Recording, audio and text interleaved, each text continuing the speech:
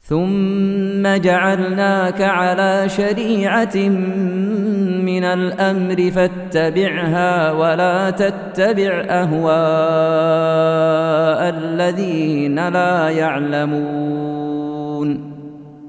Kemudian dari sunnah juga wal ittiba'u fi tawafin yarmulu fihi wa fi sa'yin bihi yuharwilu. Demikian pula disunnahkan dia melakukan ittiba pada tawaf yang ada romalnya. Ya, kalau tawafnya ada romal berlari kecil, maka ini disunahkan juga ittiba. Apa itu ittiba? Ittiba itu artinya dia buka bahu kanannya. Dia turunkan kainnya di bawah ketiak kanannya. Jadi ini kain ihramnya dia letakkan di bahu, kedua bahunya. Rida dia pakai berselimut. Kan begitu?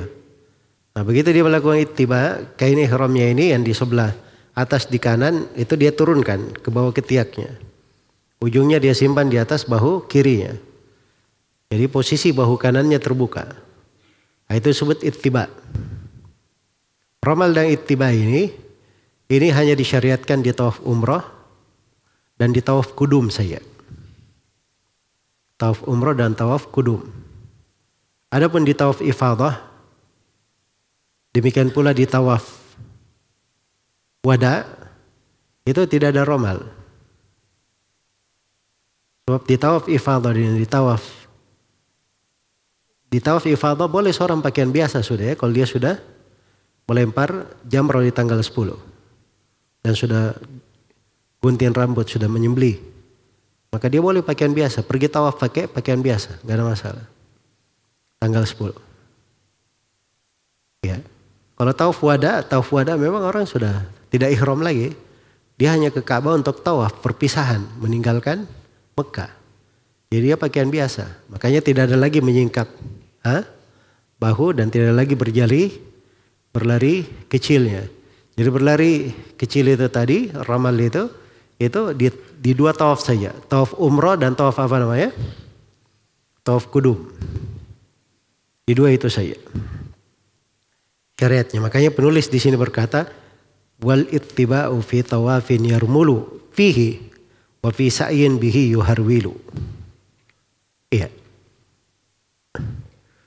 Baik.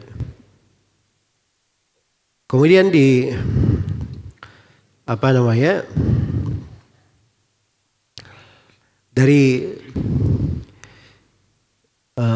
sa'inya dia juga yuharwil, ya berlari. Tapi di sa'i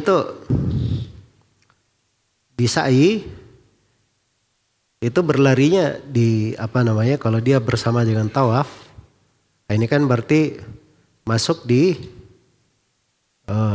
sa'i bersama dengan tawafnya. Maka dia di situ berlari kencang antara dua tanda hijau. Dua tanda hijau itu dulu itu adalah sebuah lembah. Ya, disebut dengan nama Abtah. Dan Nabi SAW bersabda, la yuqtau Abtah illa syaddan. Abtah ini tidak dilewati kecuali dengan berlari kencang.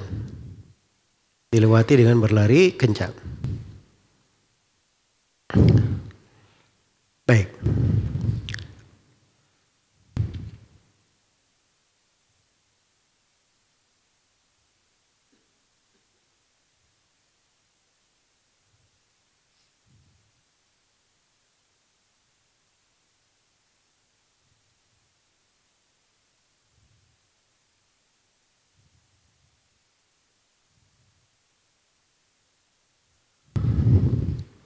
Kemudian kata beliau rahimahullah, dari sunnah berikutnya waraka'at tawafi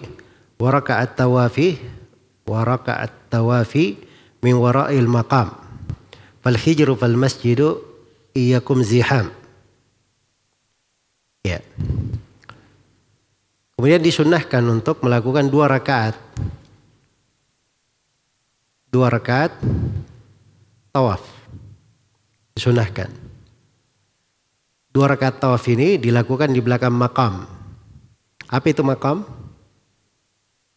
Maksudnya makam Ibrahim. Makam Ibrahim itu tempat berdirinya Nabi Ibrahim membangun Ka'bah. Nah itu masih ada di depan Ka'bah di situ. Iya. Nanti kita akan tampilkan ini ya untuk melihat posisi-posisi makam.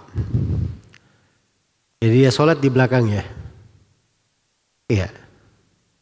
Kalau tidak bisa di makam, dia sholat di hijr.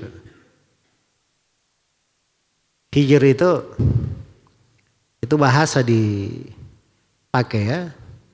Jadi Ka'bah dulu itu dia segi 4 tapi memanjang begini. Segi 4 memanjang. Dari pondasi yang dibangun oleh Nabi Ibrahim. Hah?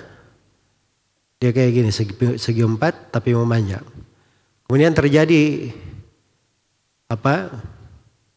sebuah kejadian yang menyebabkan bangunan Ka'bah itu terbawa air semua ya. Banjir bandang di Mekah. Akhirnya orang-orang Quraisy membangun kembali Ka'bahnya. Tapi waktu itu mereka kekurangan biaya. Makanya dibangunlah Ka'bah segi 4 persis. Jadi masih ada sedikit yang belum dibangun.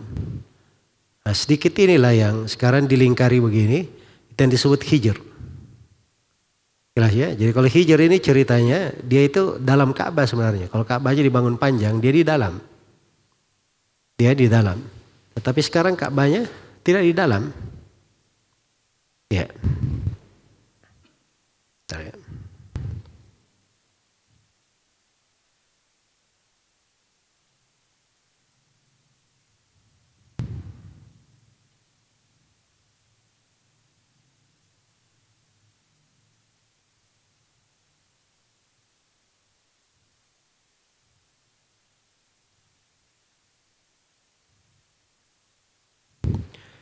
Baik. Jadi hijrnya itu sudah keluar segi 4. Sekarang Ka'bah begini, hijr di luar. Nah, itulah orang sebut sekarang dengan nama Hijr Ismail. Gak tahu juga dari mana penamaan itu. Tidak ada orang yang tahu asal-usulnya kenapa bisa tiba-tiba dinamakan. Jelas ya? Nah, jadi kalau mau sholat di dalam Ka'bah, antum tidak perlu menjadi tamu Raja Salman untuk masuk. Minta izin masuk ke dalam Ka'bah. Di hijr itu saja sholat, itu dalam Ka'bah itu. Jelas ya? Cuma hijr ini ada 2 hal yang perlu ditahu di situ. Yang pertama, tidak boleh sholat wajib di situ. Hanya boleh sholat sunnah. Sholat wajib tidak syah di situ. Terus yang kedua, kalau tawaf tidak boleh lewat situ. Sebab itu namanya antum melewati Ka'bah. Bisa antum tawaf, antum tembus Ka'bah begini ringkas. Boleh atau tidak? Tidak boleh, itu namanya potong kompas. Karena itu tidak syah kalau ada yang tawaf misalnya. Sambil tawaf dia singgah-singgah di dalam Hijr Ismail pergi lihat-lihat. Setelah itu dia keluar, itu tidak syah tawafnya. Ya tawaf itu harus dia itari. Hijr. Karena itu Ka'bah dulu. Jelas ya? Baik.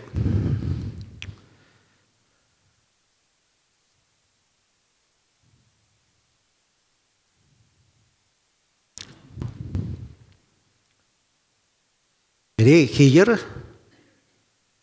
kalau tidak ada maka dia sholat di masjid di mana saja. Di bagian mana saja dari masjid dia sholat nggak apa-apa. Baik, illam yakun ziham. Jadi kalau ziham, kalau ramai padat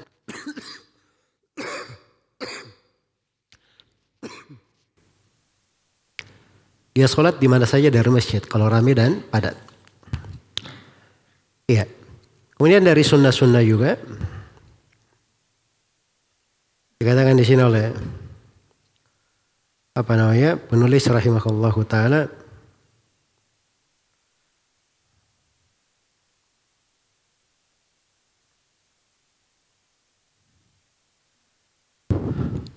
kata beliau rahimahullah, wa bata fi minan bilaili arafah wa jam'uhu biha wabil Musdalifah. Ya.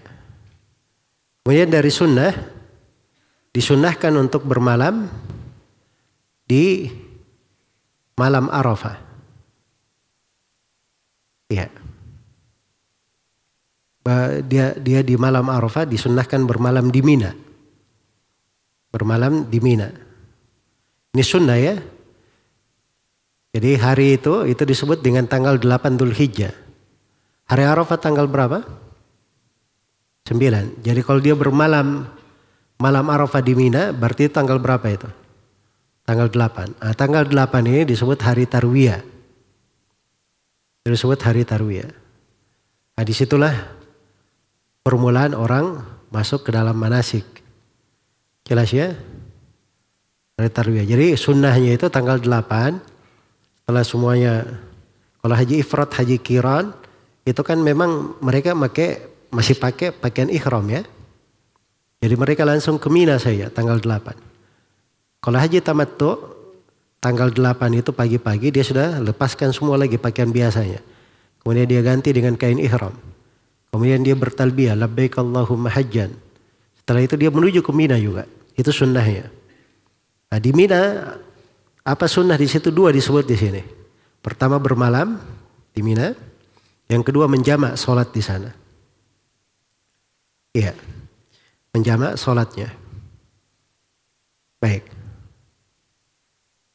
Jadi ini yang disebut di sini oleh penulis rahimahullahu ta'ala. Iya. Wa jam'uhu biha. Dia menjamak. Ya. Dia menjamak sholatnya biha di Mina tersebut. Jadi kalau dia pergi masuk ke Mina, ya. Masuk ke Mina,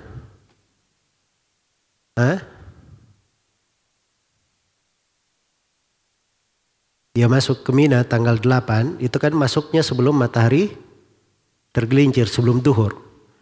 Ya kalau dia pagi ke sana, berarti dia akan dapati 5 sholat. Sholat duhur, sholat asar, sholat maghrib, sholat isya, dan sholat apa? Sholat subuh. Iya. Jadi itu yang dia dapati. Apa yang dia lakukan di sana? Apa yang dilakukan di sana? Iya. Di sana yang dia kerjakan, kata penulis, dia sholat 5 waktu ini dijamak.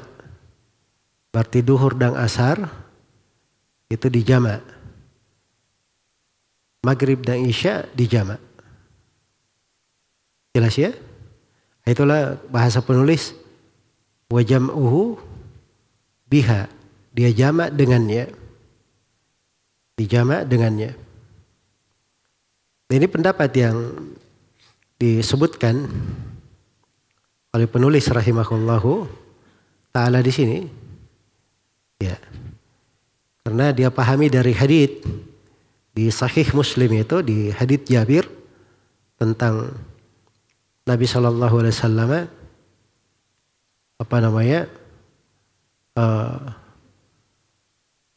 Nabi SAW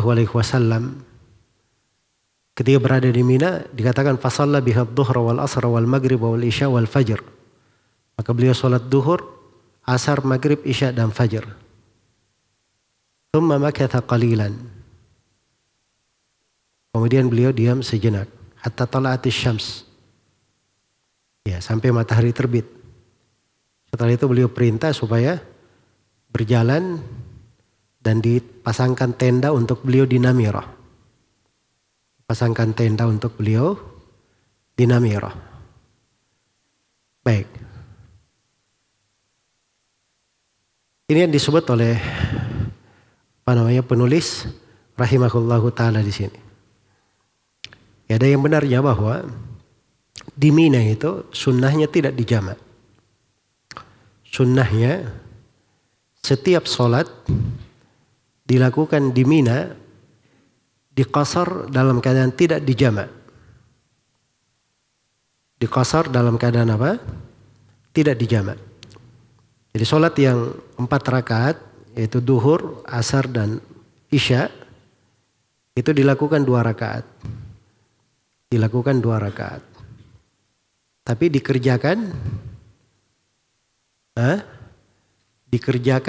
pada waktunya masing-masing. Dikerjakan pada waktunya masing-masing dan tidak dijamak. Itu pendapat yang paling kuatnya ya di pembahasan ini. Iya. Pendapat yang paling kuatnya. Karena di hadits Jabir sebenarnya datang, seingat saya di sebagian riwayat itu diterangkan tentang masalah dilakukan sholat itu secara tersendiri pada waktunya masing-masing. Ya. Secara tersendiri pada waktunya masing-masing, tidak dikerjakan secara jamak. Jadi itu yang syah dari Nabi Shallallahu Alaihi Wasallam yang berjalan dari para sahabat radhiyallahu taala anhum. Ya, karena itu kalau dia lakukan pada waktunya itu lebih cocok ya dan lebih sesuai dengan sunnah. Kemudian kata beliau wabil Musdalifah bit wartahil fajran wa kif bil mash'ari tadaw wa asri wadiyal muhassari. Ini tentang Musdalifah. Ya. Ini sunnah terkait dengan Musdalifah. Baik. Wa bata fi mina bilaili arafah wa jam'uhu biha. Wabil Musdalifah. Ini sekarang terkait dengan Musdalifah. Jadi setelah seorang itu selesai di Arafah, yaitu tadi tarwiyah ya, kemudian ke Arafah. Setelah selesai ke Arafah, itu disunnahkan supaya seorang itu mabit di Musdalifah. Iya. Bit wartahil fajran. Disunnahkan untuk mabit di sana, kemudian pergi di waktu subuh. Pergi di waktu subuh. Iya. Pergi di waktu subuh. Wakif sudah berlalu ya bahwa mabit di Musdalifah itu masuk di kewajibannya menurut penulis. Tapi di sini beliau bicara sunnah-sunnah di Musdalifah itu apa? Ketika seorang mabit di sana. Jadi pertama dia bermalam sampai masuk waktu subuh. Subuh dia sholat subuh di sana. Ya, kemudian dia kif di Al-Mash'ar. Mash'ar itu adalah Mash'aril Haram. Ya. Dari Mash'ar Al-Haram. Jadi ini sunnahnya ya, dia sampai subuh di sana. Tapi kalau misalnya di malam dia sudah tidur, sudah berlalu tengah malam dia mau pergi, nggak ada masalah, dibolehkan. Sebelum subuh, yang penting dia sudah tidur, sudah mabit di sana. Baik. Kalau dia sampai subuh lalu berada di Masyaril Haram, ya maka itu akan lebih sempurna. Lebih sempurna. Baik. Tad'u, dan kamu berdoa di sana. Kamu berdoa di sana. Jadi memang di ayat kan disebutkan ya faida afattum min arafatin fadhkurullaha indal masy'aril haram. Apabila kalian sudah selesai di Arafah, maka zikirlah kepada Allah di Masy'aril Haram. Masy'aril Haram ini di Musdalifah. Dia berada di Musdalifah. Ya, dia dulu gunung ya, tapi sekarang sudah tidak ada, katanya masjid yang sekarang dibangun di Musdalifah itu tempat Masy'aril Haram di situ. Ya. Jadi dia mabit di Mina. Kalau dia tidak di masjid situ, dia sholat di mana saja. Yang penting sholat subuh di Musdalifah. Iya. Sholat subuh di Musdalifah. Wa asri wadiyal muhassir. Ini dia. Tadu, jadi gimana sunnahnya? Dia berhenti di Masy'aril Haram. Setelah sholat subuh dia tunggu sampai matahari akan terbit. Begitu matahari sudah terang-terang sekali kayak mau terbit sudah, baru dia jalan. Jangan dia tunggu matahari terbit ya. Karena kaum musyrikin dulu itu matahari terbit baru mereka jalan. Nah, ini diselisih oleh umat Islam. Mereka nunggu matahari sebelum terbit, mau terbit baru mereka jalan. Nah, disunnahkan di situ berdoa. Sunnahkan di situ berdoa. Kemudian Asri' Wadi Al-Muhassiri. Wadi Al-Muhassiri ini lembah antara Musdalifah ke Mina. Itu disebut Wadi Muhassir. Ya, jadi kalau seorang itu sudah berada di mana? Di jalur pejalan kaki. Itu jalur pejalan kaki itu kan dari Musdalifah ke Mina itu langsung itu nyambung ke pelemparan jamrah. Itu jalur pejalan kaki namanya. Dan biasanya untuk orang haji di masa sekarang tidak seperti itu. Orang haji itu di masa sekarang itu sudah ada posnya masing-masing, tendanya. Indonesia misalnya ada pemukiman reguler jemaah haji, nah itu jauh tempatnya. Ada wilayah di Mina namanya Muaisim. Nah, melewati 2 terowongan baru sampai di pelemparan jamrah, jauh. Jadi dia nggak akan lewat Wadi Muhassir ini kalau di sana. Jelas ya? Demikian pula kalau dia misalnya di Mina, dia berada di tenda mana gitu, dia nggak akan ketemu di situ. Tapi kalau dia misalnya jalur pejalan kaki, jalan sendiri, nah itu dari Musdalifah ada jalur pejalan kaki, dia pasti lewati Wadi Muhassir itu. Ya, dhabitnya mau Mina dengan apa? Musdalifah. Contoh saja kalau sudah lihat Mina Musdalifah dekat, jalan cepat saya. Karena sekarang tidak terlihat lagi lembah di situ, semuanya sudah rapi, sudah diaspal. Jelas ya? Baik, dia jalan.